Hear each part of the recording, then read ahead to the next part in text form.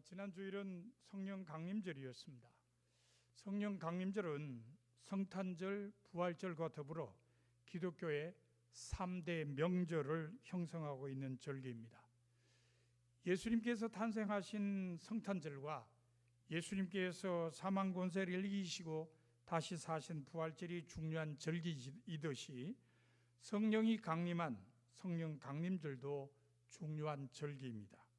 특별히 성령이 강림함으로써 지상의 교회가 시작되었기 때문입니다. 감리교를 시작한 존 웨슬리가 만든 종교 강령이 있습니다.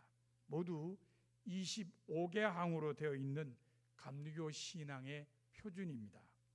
이 종교 강령의 제4조가 성령에 대한 부분입니다. 이렇게 규정되어 있습니다. 성령은 성부와 성자께로부터 오신 위이신데 그 본질과 위엄과 영광이 성부와 성자와 더불어 동일하시고 참되시고 영원하신 하나님이시다. 이것은 성령은 그 본질에 있어서 성부, 성자와 더불어 동일한 하나님이심을 의미합니다. 성서에는 성령이 하나님의 신, 하나님의 영, 하나님의 능력, 하나님의 은사 등으로 나타나고 있습니다. 성령에 대한 이와 같은 표현은 성령이 삼위일체 하나님의 한 위임을 고백한 것입니다. 요한복음 14장 26절에 의하면 예수님께서는 성령을 보혜사라고 가르쳐 주셨습니다. 제자들과 믿는 사람들을 돕는다는 뜻입니다. 실제로 성령은 제자들과 초대교회 성도들을 도왔습니다. 먼저 담대하게 복음을 전할 수 있도록 용기를 주었습니다.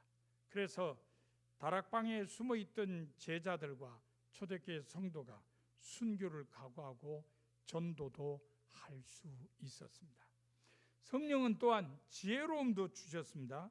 그래서 제자들과 초대교회 성도가 설득력 있는 말로 수많은 사람을 구원의 길로 인도할 수 있었습니다. 베드로가 설교를 했더니 하루에 3,000명이나 회개하는 역사가 일어났다는 것은 성령이 주신 지혜 때문이라고 이해할 수 있습니다.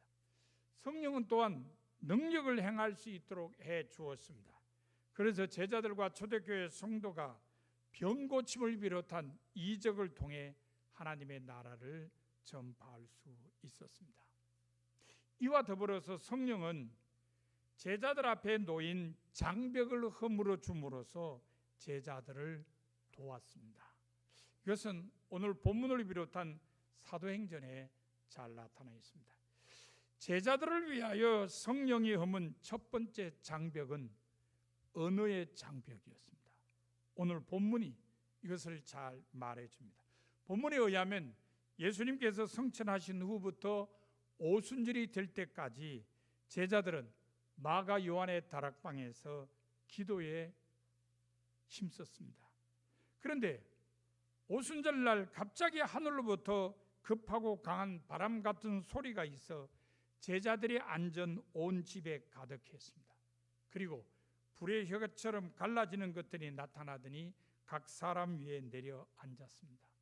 그러자 제자들이 다 성령의 충만함을 받고 성령이 말하게 하심을 따라 각각 다른 방언으로 말하기 시작했습니다. 이 일로 인해 많은 사람이 모여와서 어리둥절해 했습니다. 오순절을 맞아 세계 각국으로부터 온 사람들이 각각 자기네 지방의 말로 제자들이 말하는 것을 들었기 때문입니다. 말하고 있는 사람은 분명히 갈릴리 사람이었지만 듣는 사람들은 각자 자기들이 태어난 지방의 말을 들었습니다. 제자들과 그곳에 모인 사람들 사이에 있던 언어의 장벽이 허물어진 것입니다. 이 언어의 장벽은 창세기 11장에 기록되어 있는 바벨탑 사건으로 말미암아 만들어졌습니다. 그 내용은 이렇습니다. 온 땅의 언어가 하나요 말이 하나였던 때에 사람들이 동쪽으로 거처를 옮기다가 시날 평지에 정착을 했습니다. 한남대학교 기독교학과 구약학 교수인 천사무엘 박사가 쓴 창세기 주석의 설명에 의하면 시날 평지는 티그리스 강과 유프라테스 강 사이의 메소포타미아 지역인데 두 강의 범람으로 인해 충족토가 평평하게 깔려 있는 땅이라고 합니다. 사람들은 시날 평지에서 벽돌과 역청으로 성과 탑을 쌓기 시작했습니다. 탑 꼭대기가 하늘에 닿게 하여 자기들의 이름을 날리고 온 땅 위에 흩어짐을 면하려는 생각에서 시작한 것입니다. 특별히 이런 일들은 노아 홍수 후에 일어났다는 것을 기억하시길 바랍니다. 한번 홍수 때문에 사람들이 된통혼이 나가지고 그 다음부터는 홍수가 나도 우리가 썰려가지 않도록 높은 탑을 쌓자, 이래서 바벨탑을 쌓기 시작한 겁니다. 그러나 이 일은 하나님 보시기에 올바른 일이 아닙니다. 하나님의 뜻을 거역하는 겁니다. 하나님께 대항하는 일이었습니다. 왜 그럴까요? 하나님의 뜻은 온 땅의 사람이 골고루 분포되어 살기를 원하셨기 때문입니다. 그러니까 하나님께서는 사람들이 온 땅에 흩어져서 살기를 원하셨는데 바벨탑을 쌓은 사람들은 하나님의 뜻을 거역하고 자기들끼리 모여서 살기를 원하셨습니다. 결국 하나님께서 그 일을 멈추게 하시려고 언어를 혼잡하게 하셨습니다. 사람들이 서로의 말을 알아듣지 못하게 하신 것입니다. 서로의 말을 알아듣지 못하게 되자 성과 탑을 쌓는 일은 중단이 되었습니다. 여러분도 짐작할 만하시죠? 자, 위에서 물을 달라 그랬는데 여기서는 벽돌이 올라가고, 위에서 벽돌을 달라 그러는데 물이 올라가고, 이러면 공사가 진행될 리가 없죠. 그래서 결국은 탑 쌓는 일은 중단되었고 사람들은 흩어졌습니다. 그리고 그곳 이름을 바벨이라고 불리게 되었습니다. 이렇게 해서 언어의 장벽이 만들어졌습니다. 같은 말을 쓰는 사람들끼리 모여서 같이 살게 된 것입니다. 그런데 성령이 이 장벽을 허물어 주셨습니다. 언어의 장벽 때문에 복음을 전하지 못하는 안타까운 일이 일어나지 않도록 방언으로 언어의 장벽을 뛰어넘게 해 주었습니다. 말하는 사람은 자기의 언어로 말하지만 듣는 사람들은 말하는 사람의 언어와 전혀 다른 각자의 언어로 듣는 기이한 일이 일어나게 한 것입니다. 제자들을 위하여 성령이 허문 두 번째 장벽은 계청의 장벽이었습니다. 이것은 사도행전에 기록되어 있는 초대교회 모습에 잘 나타나 있습니다. 사도행전에 의하면 성령 강림과 더불어 시작된 교회의 가장 큰 특징은 사랑으로 하나가 된 공동체라는 것입니다. 사도행전 4장 32절에 기록된 것처럼 믿는 사람들이 한 마음과 한 뜻이 되어서 누구 하나도 자기 소유를 자기 것이라고 하지 않고 모든 것을 공동으로 사용했습니다. 필요에 따른 분배의 삶을 실천한 것입니다. 그런데 이런 일을 행한 사람들의 특징은 모두 성령의 이끌림으로 사는 사람들이라는 것입니다. 바나바라는 사람은 그 좋은 예입니다. 사도행전 4장 36절과 37절에 보면 바나바가 자기 밭을 팔아서 그 값을 사도들 앞에 가져왔습니다. 자기 소유를 공동체를 위해 내어놓은 것입니다. 그런데 사도행전 11장 24절에 의하면 바나바는 성령이 충만한 사람이라고 소개되어 있습니다. 성령이 바나바에게 그와 같이 하도록 도왔다는 것입니다. 이처럼 성령이 계청의 장벽을 허물고 모든 사람이 사랑으로 하나 되어 공동체를 이루도록 하였습니다. 바울의 옥중 서신 중에 빌레몬서라고 하는 작은 편지가 있습니다. 한 장으로 되어 있는 이 편지는 바울이 오네시모라는 사람의 문제로 빌레몬에게 보낸 것입니다. 그러니까 편지를 받는 사람은 빌레몬인데 내용은 오네시모에 관한 것입니다. 오네시모라는 사람은 어떤 사람이었냐? 빌레몬의 노예였습니다. 근데 무슨 일인지 모르지만 빌레몬에게서 도망쳤다가 바울을 만나 성도가 된 사람입니다. 자, 로마 시대에 노예가 도망쳤다가 잡히면은 어떻게 될까요? 죽어요. 대부분 죽어요. 주인이 아주 은혜를 베풀었다 그러면은 이마에다가 이 도망자를 뜻하는 히브리 단어의 첫 알파벳 P를 빨갛게 단 인두로 낙인을 찍는 겁니다. 이게 제일 가벼운 벌이에요. 그러니까 제일 가벼운 벌이 이놈은 도망자입니다. 그래서 P라는 글자를 낙인으로 찍는 겁니다. 그러면 최악의 경우는 어떻게 되느냐? 십자가형으로 죽게 되는 겁니다. 로마 국가에서 가장 무서운 형벌이 십자가형이었습니다. 그래서 노예가 도망쳐갔다 잡히면은 최악의 경우에는 십자가에 달려 죽었다 하는 걸 알게 됩니다. 자, 그렇다면은 오네시모는 어떻게 될까요? 사실 오네시모도 잡히면은 최악의 경우에는 십자가형을 당하게 되는 겁니다. 그래서 바울이 오네시모를 위해 빌레몬에게 편지를 보냈습니다. 편지 써가지고 오네시모에게 이 편지 가지고 빌레몬에게 가라. 이게 바로 빌레몬서입니다. 근데 재밌는 건요, 오네시모라는 이름 자체가 노예의 신분임을 드러내는 이름이라는 것입니다. 내가 노예입니다 이렇게 말을 하지 않아도 내 이름이 오네시모입니다 이러면 아, 너 노예구나 이렇게 사람들이 알 수 있었다는 겁니다.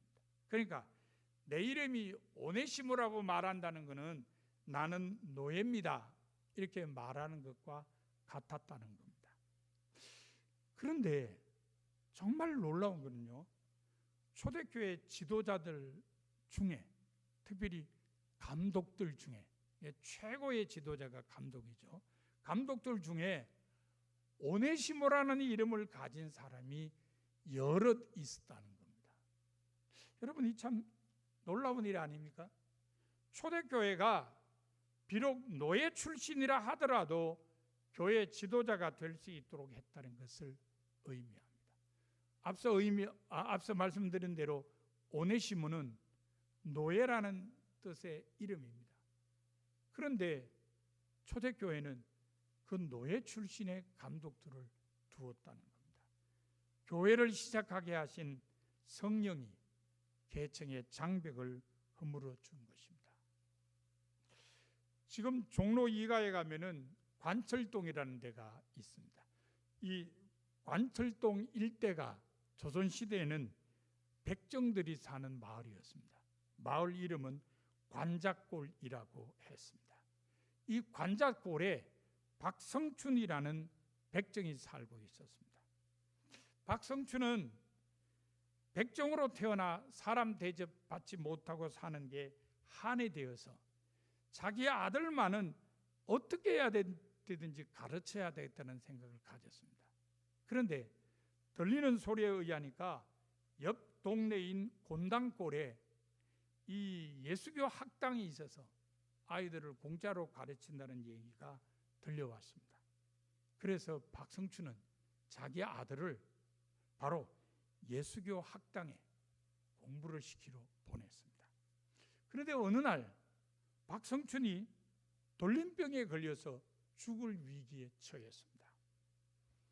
아들을 통해 이 사실을 무어 선교사가 들었습니다. 그래서 걱정이 된 무어 선교사는 왕을 치료하는 의사인 에비선 선교사를 데리고 백정들이 사는 관작골에 들어가서 박성춘을 치료해 살려주었습니다. 박성춘은 감격했습니다.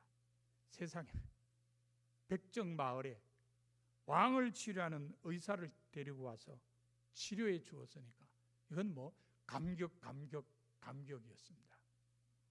박성춘은 이 은혜를 어떻게 갚을까 생각하다가 가장 자기가 쉽게 할 수 있는 일이 뭐겠어요? 교회 나가는 거죠. 교회 나가는 거예요. 그래서 곤당골에 있는 교회에 나갔습니다. 지금도 종로 2가에 가면은 성동교회가 있습니다. 그게 곤당골 교회인데 그 곤당골 교회에 출석하기 시작했습니다. 그런데 교회 가서 예배 드려 보니까요, 이게 보통 신나는 일이 아니에요. 왜 그럴까요? 양반들하고 같이 예배를 드리거든요. 아니, 세상에 어디 양반하고 백정하고 같이 앉아서 뭘 할 수 있습니까? 그런데 교회 갔더니 양반들하고 자기 백정인 자기하고 같이 앉아서 예배를 드리는 거예요. 박성춘이 너무너무 놀란 거예요. 야, 세상에 양반과 백정이 한 자리에 앉아서 같은 일을 하는 곳이 있구나. 신이 난 박성춘은 열심히 전도했습니다. 서울뿐만 아니라 수원까지 내려가서 백정 마을들을 돌면서 열심히 전도했습니다. 그가 외친 말은 아주 단순해요. 백정에게 인간 대접을 해주는 종교가 들어왔다. 바로 그거였습니다. 딴 얘기 안 해요. 백정에게 인간 대접을 해주는 종교가 들어왔다. 그 사람들이 정말이야? 그러고는 교회에 들어왔습니다. 성령의 허문 계층의 장벽이 바로 이 땅에서도 허물어진 사건이었습니다. 더욱 놀라운 것은요, 그 후에 박성춘은 선교사들의 도움으로 백정 차별 정책 철폐 운동에 앞장섰습니다. 그래서 1895년 4월에 백정도 양반처럼 갓을 쓰고 도포를 입도록 허락한다는 정부 칙령을 얻어냈습니다. 정말 놀라운 일 아닙니까? 바로 성령이 계층의 장벽을 허문 결과였습니다. 자, 제자들을 위하여 성령이 허문 세 번째 장벽은 인종의 장벽이었습니다. 먼저는 유대인과 이방인 사이의 장벽을 허물어 주었고, 다음으로는 아시아인과 유럽인 사이의 장벽을 허물어 주었습니다. 유대인과 이방인 사이의 장벽을 허물어 준 일은 사도행전 10장에 기록된 고넬료에 관한 이야기에 잘 나타나 있습니다. 고넬료는 로마 군대의 백부장이면서도 경건하여서 온 가족과 더불어 하나님을 경외하고 백성을 많이 구제하며 늘 하나님께 기도하던 사람이었습니다. 어느 날 환상 중에 베드로를 데려오라는 하나님 사자의 말을 들었습니다. 그래서 하인들을 베드로가 있는 욥바로 보냈습니다. 한편 베드로도 역시 환상을 보았습니다. 하늘이 열리고 큰 보자기 같은 그릇이 내 기퉁이에 끈이 달려서 땅으로 내려오는 것을 보았습니다. 보니까 그 속에는 4발 달린 온갖 짐승들과 땅에 기어다니는 것들과 공중의 새들이 골고루 들어 있었습니다. 그때에 베드로야, 일어나서 잡아 먹으라는 음성이 들려왔습니다. 베드로는 주여, 그럴 수 없나이다. 속되고 깨끗하지 아니한 것은 내가 결코 먹지 아니하였나이다라고 대답했습니다. 그러자 두 번째로 하나님께서 깨끗하게 하신 것을 네가 속되다 하지 말라는 음성이 들려왔습니다. 이런 일이 3번 있은 뒤에 그 그릇은 하늘로 들려 올라갔습니다. 베드로가 환상을 본 후에 그 환상이 대체 무슨 뜻일까 하면서 생각할 때 마침 고넬료가 보낸 하인들이 찾아왔습니다. 그때 성령이 베드로에게 말하기를 두 사람이 너를 찾으니 일어나 내려가 의심치 말고 함께 가라. 내가 저희를 보내었느니라고 했습니다. 베드로는 성령의 지시를 따라 고넬료의 집으로 갔습니다. 가 보니 그곳에는 고넬료와 그의 가족 그리고 그의 친척과 친구들이 모여 있었습니다. 베드로는 그들에게 복음을 전했습니다. 그런데 놀라운 일이 일어났습니다. 베드로의 말을 듣는 이방 사람에게 성령이 임한 것입니다. 방언을 말하며 하나님을 높이 찬양하는 것입니다. 베드로를 비롯해 그곳에 함께 간 유대인 신자들은 깜짝 놀랐습니다. 그들은 그때까지 이방 사람들에게 성령의 선물이 내리는 것을 본 적이 없으며 그것이 있을 수 있는 일이라고 생각하지 않았기 때문입니다. 성령이 이방 사람에게 임한 것을 본 베드로는 그곳에 함께 간 유대인들에게 이 사람들이 우리와 같이 성령을 받았으니 누가 능히 물로 세례 베품을 금하리오라고 말하고 이방 사람에게 예수 그리스도의 이름으로 세례를 받도록 했습니다. 이렇게 하여 유대인과 이방인 사이의 장벽은 허물어지고 예수 그리스도 안에서 하나가 되었습니다. 성령이 유대인과 이방인 사이의 장벽을 허물어 준 것입니다. 사도행전 16장에는 성령이 아시아인과 유럽인 사이의 장벽을 허물어 준 일이 기록되어 있습니다. 제2차 전도 여행길에 오른 바울이 수리아와 길리기아로 다니면서 교회를 굳세게 하고 더베와 루스드라를 거쳐 여러 성을 두루 다닐 때에 성령이 아시아에서 말씀을 전하는 것을 막았습니다. 그래서 바울은 무시아를 지나 드로아로 내려갔습니다. 드로아에서 밤에 바울에게 환상이 나타났습니다. 마게도냐 사람 하나가 바울 앞에 서서 말하기를 건너와서 우리를 도우라고 한 것입니다. 마게도냐는 그리스 북쪽 지역으로 유럽 땅입니다. 바울은 이 환상이 하나님께서 유럽인들에게도 복음을 전하게 하시는 것이라고 확신하고 배를 타고 유럽으로 건너가서 복음을 전했습니다.